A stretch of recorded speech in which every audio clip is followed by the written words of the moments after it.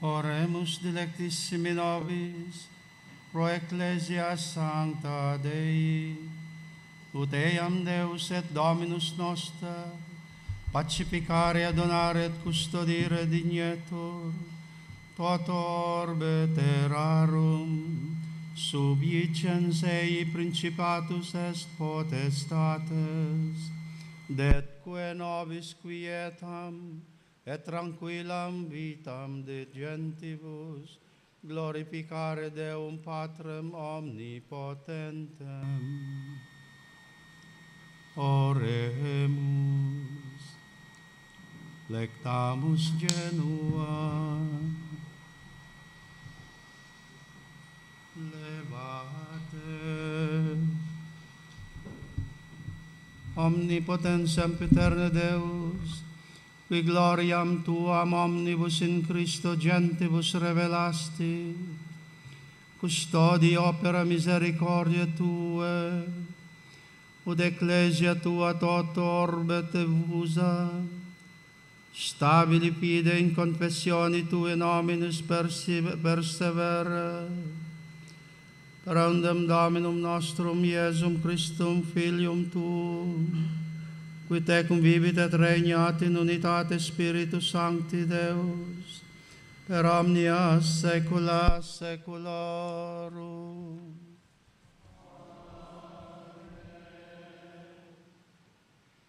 Oremus et pro beatissimo Papa nostro Leone, ut Deus et Dominus noster, qui elegit Deum in ordine episcopatus, salvum atque in columem custodiat ecclesiae suae sancte, ad regendum populum sanctum Dei. Oremus, lectamus genua.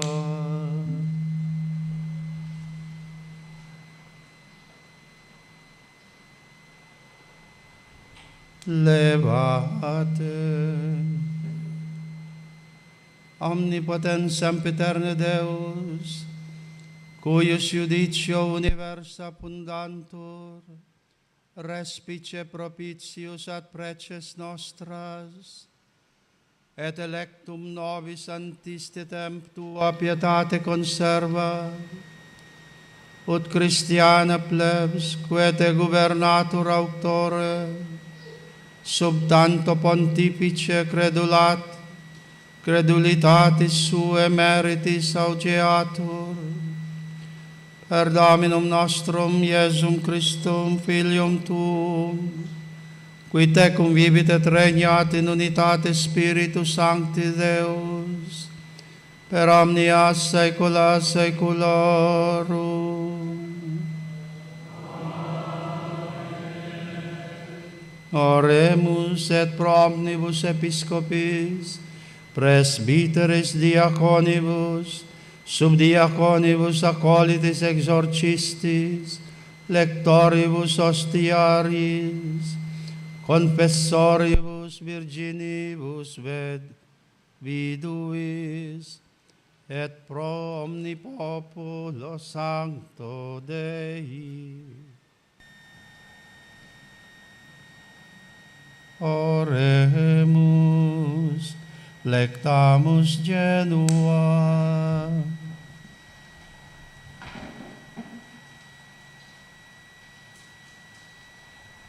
Levate. Omnipotens sempiterne Deus, cuius spiritu totum corpus ecclesiae sanctificatur et regitur, exaudi nos pro universis ordinibus supplicantes, ut gratiae Tuae munere ab omnibus tibi, gradibus fideliter serviatur, per Dominum nostrum Iesum Christum Filium Tuum, qui tecum vivit et regnat in unitate iusdem Spiritus Sancti Deus, per omnia saecula saeculorum.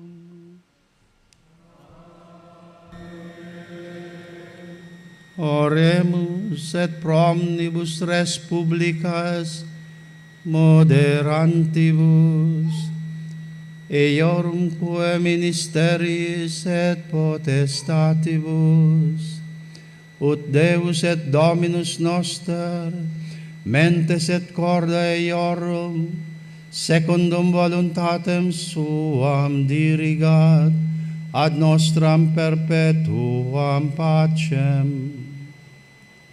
Oremus, lectamus genua.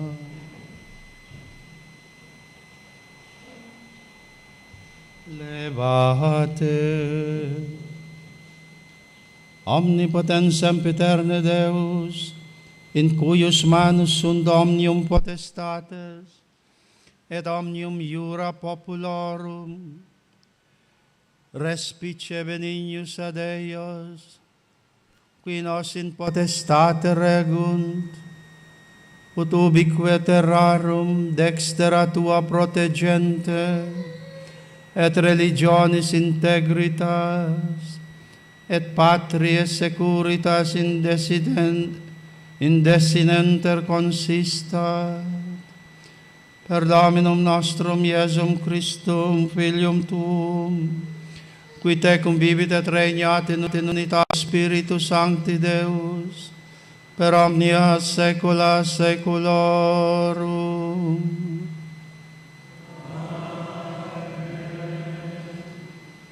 Oremus et pro catechumenis nostris, ut Deus et Dominus noster, ad aperiat aures precordiorum ipsorum, januamque misericordiae, ut per lavacrum regenerationis accepta remissione omnium peccatorum, et ipse inveniantur in Christo Iesu Domino nostro.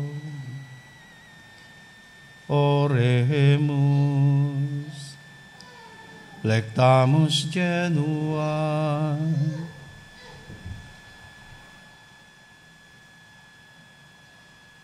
Levate,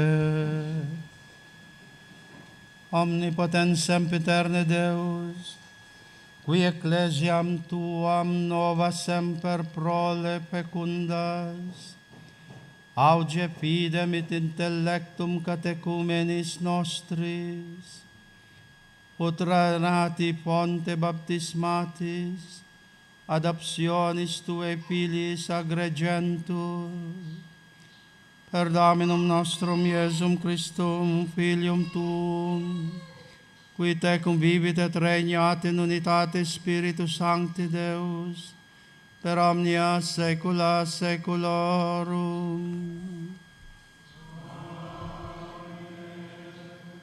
Oremus dilectissime nobis Deum Patrem omnipotentem, ut cunctis mundum purge terroribus, morbos auperat, pamen depellat, aperiat carceres, vincula dissolvat, peregrinantibus reditum, infirmantibus sanitatem, navigantibus portum salutis indulgeat. Oremus, lectamus genua.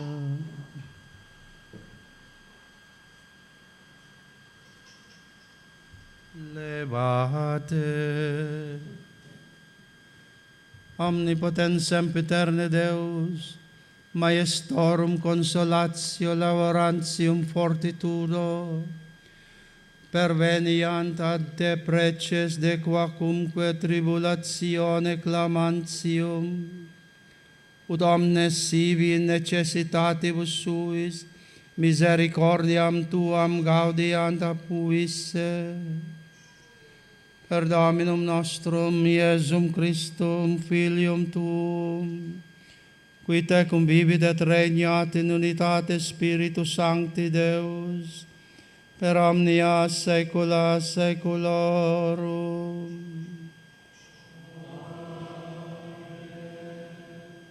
Oremus et pro hereticis et schismaticis, ut Deus et Dominus noster, eruat eius aberoribus universis, erat sanctam matrem ecclesiam catholicam, atque apostolicam, revocare dignetur. Oremus, lectamus genua.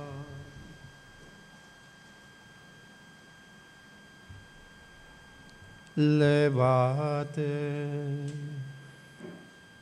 Omnipotens sempiterne Deus, qui salvas omnes et neminem visperire, respice ad animas diabolica fraude deceptas, ut omni heretica pravitate deposita, erantium corda resipiscant ad veritatis Tuae redeant unitatem, per Dominum nostrum Iesum Christum, Filium Tuum, qui te convivit et regnat in unitate Spiritus Sancti Deus, per omnia saecula saeculorum.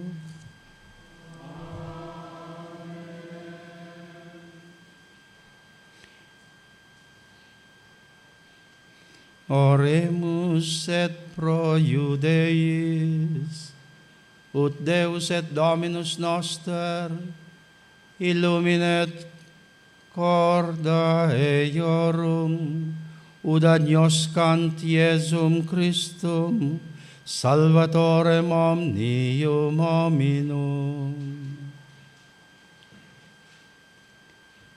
Oremus,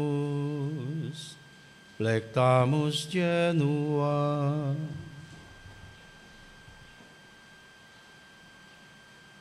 Levate.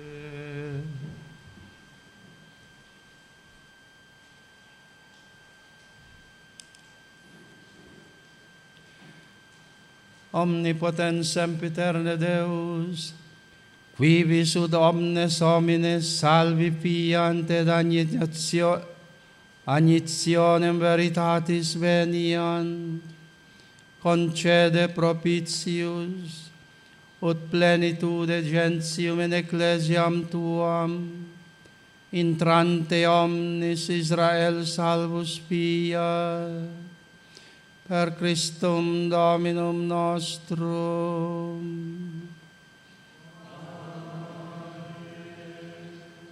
Oremus et pro paganis, ut Deus omnipotens auferat iniquitatem cordibus eiorum, ut relictis idolis suis convertantur ad Deum vivum et verum, et unicum Filium eius Iesum Christum, Deum et Dominum nostrum. Oremus, lectamus genua.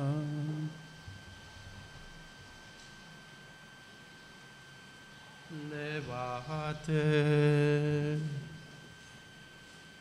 Omnipotens sempiterne Deus, qui non mortem peccatorum, sed vitam semper inquiris, suscipe propitius orationem nostram, et libera eius ab idolorum cultura, et aggrega ecclesiae Tuae sancte, ad laudem et gloriam nominis Tui, per Dominum nostrum Iesum Christum, Filium Tuum, qui te convivit et regnat in unitate Spiritus Sancti Deus, et omnia saecula saeculorum.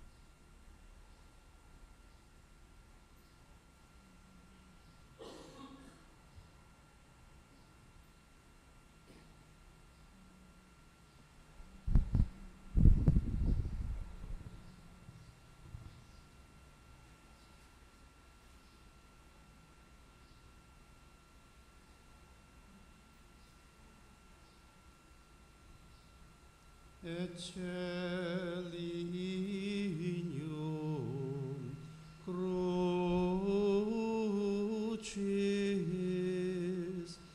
in quo salus mundi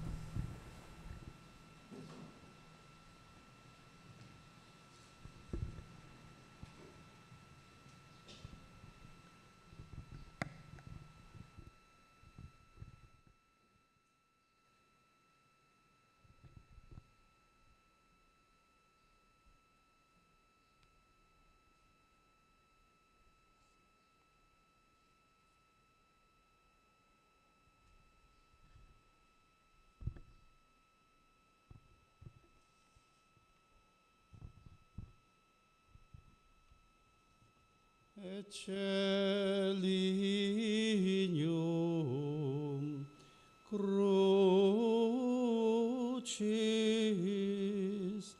in quo salus mundi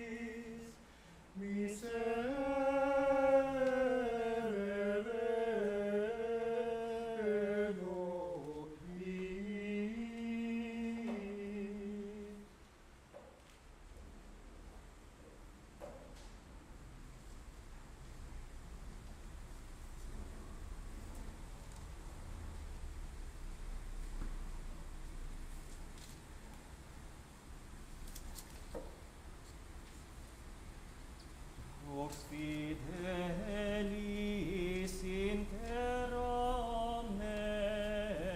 arboruna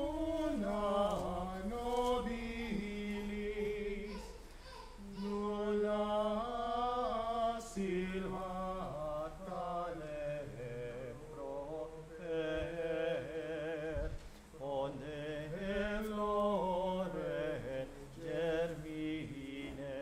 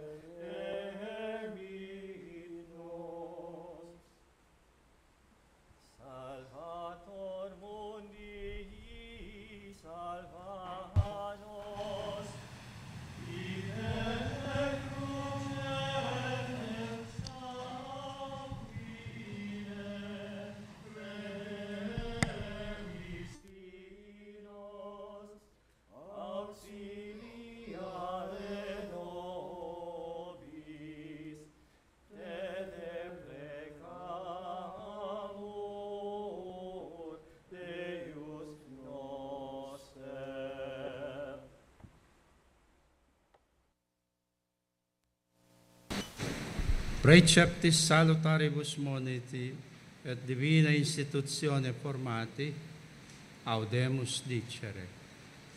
Pater noster, qui es in celis, sanctificetur nomen tuum, adveniat regnum tuum, fiat voluntas tua, sicut in cielo et in terra.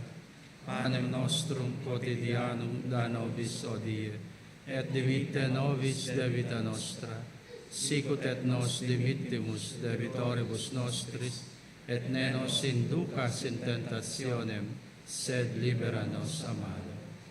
Libera nos quesumus Domine, ab omnibus malis, praeteritis presentibus et futuris, et intercedente beata et gloriosa semper Virgine Dei Genetrice Maria, cum beatis apostolis tuis Petro et Paulo, atque Andrea et omnibus sanctis, da propitius pacem in diebus nostris, ut ope misericordiae Tue adjuti, et a peccatus simus semper liberi, et ab omni perturbatione sicuri. Per undem Dominum nostrum Iesum Christum, Filium Tuum, qui tecum vivit et regnat in unitate Spiritus Sancti Deus, per omnia saecula saeculorum. Perceptio corporis Tui, Domine, Iesu Christe, quod ego indignus sum et sum, non mihi proveniat in judicium et condemnationis, et pro Tua pietate causit mihi tutamentum nemicis, et ad me delam percipienda, qui vivis et regnas cum Deo Patria, in unitate Spiritus Sancti Deus, per omnia saecula saeculorum.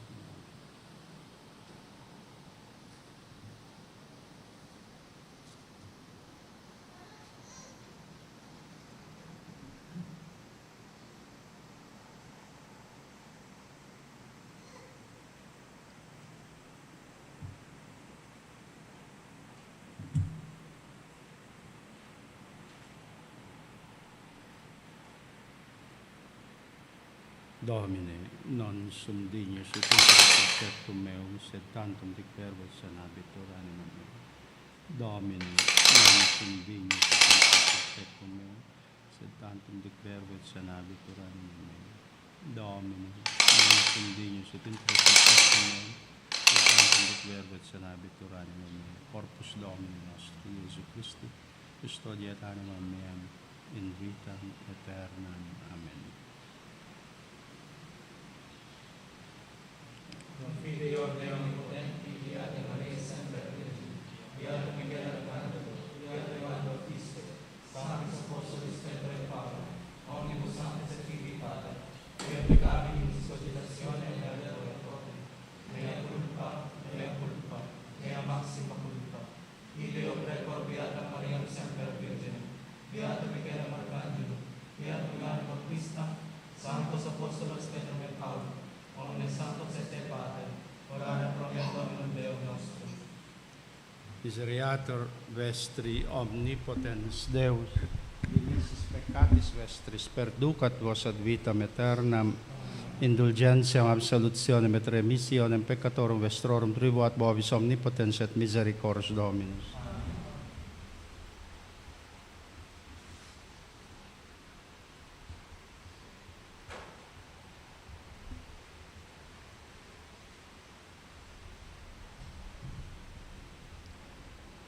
Ecce agnus Dei, ecce qui tollit peccata mundi. Domine, non sum dignus ut introductum tecum meum, sed tantum dic verbo et sanabitur anima mea. Domine, non sum dignus ut introductum tecum meum, sed tantum dic verbo et sanabitur anima mea. Domine, non sum dignus ut introductum tecum meum, sed tantum dic verbo et sanabitur anima mea.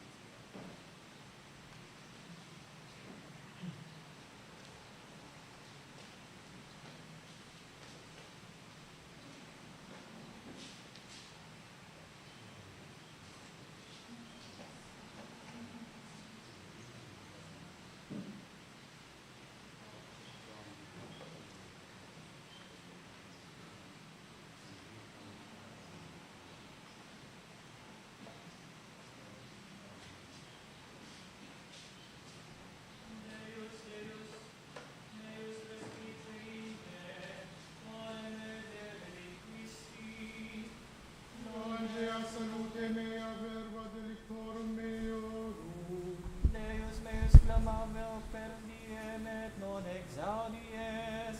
Et non ad insitientia mihi. Tu autem in sancto habitas. Laus Israel. In te speraverunt patres nostri. Esperaverunt et liberasti eios. A te clamaverunt et savi factis sunt. In te speraverunt et nun sunt confusi. Ego autem sum vermis et non homo. Opprobrium hominum et abiectio plebis. Omnes videntes me desirierunt me. Locuti sunt labis et moverunt caput. Speravit in Deo repiat eium. Salvum faciat eium quoniam Deum. Quoniam tu es qui extrasisti me de ventre. Spes mea buberibus matris meae. In te proiectus sum ex utero. De ventre matris meae Deus meius est tu. Mi discese amen.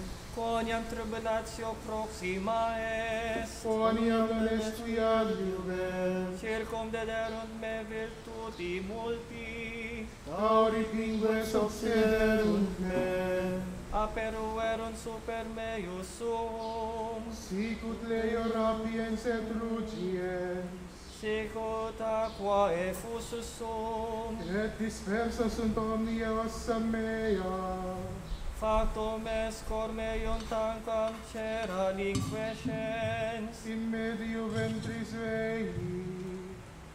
Aruit tancam tessa virtus mea, et lingua mea desit facibus meis. Et in pulvere mortis deduxisti me. Quoniam circumdederunt me canes multi. Concilium malignantium obsedet me.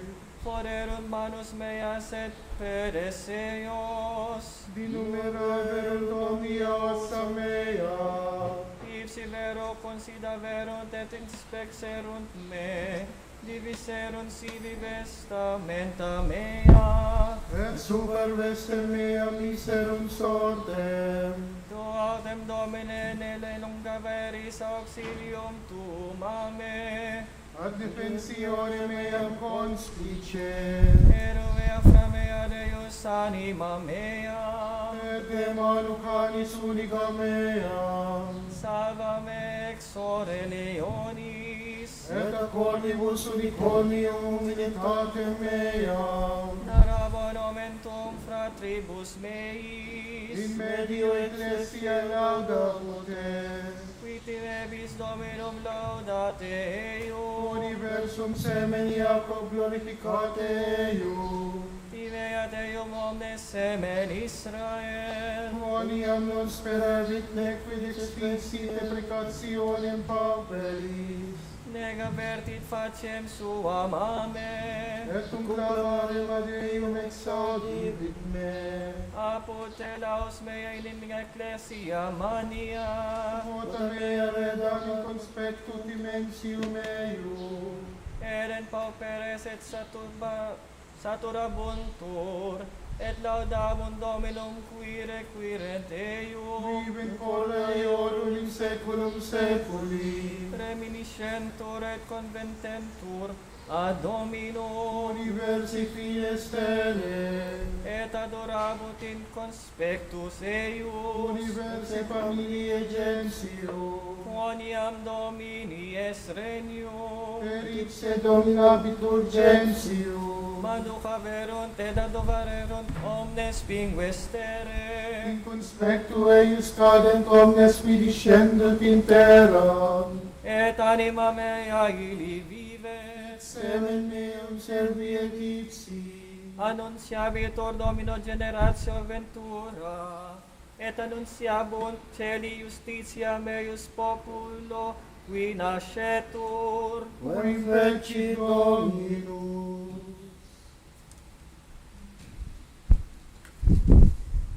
Oremus. super populum tuum quesumus Domine, qui passionem et mortem Filii Tui devotamente recoli, benedictio copiosa descendat, indulgentia veniat, consolatio tribuatur fides sancta succrescat, redemptio sempiterna permetur, per eundem Christum Dominum nostrum. Oremus. Omnipotens et misericors Deus, qui Christi Tui beata passione et morte nos reparasti, conserva in nobis operam misericordiae Tue, ut uius mysterii participatione perpetua devotione vivamus, per Christum Dominum nostrum. Oremus. Reminiscere miserationum Tuarum, Domine, et famulos Tuos eterna protectione sanctifica, pro quibus Christus Filius Tuus, per sum cruorem, instituit Paschale mysterium, per eundem Christum Dominum nostrum.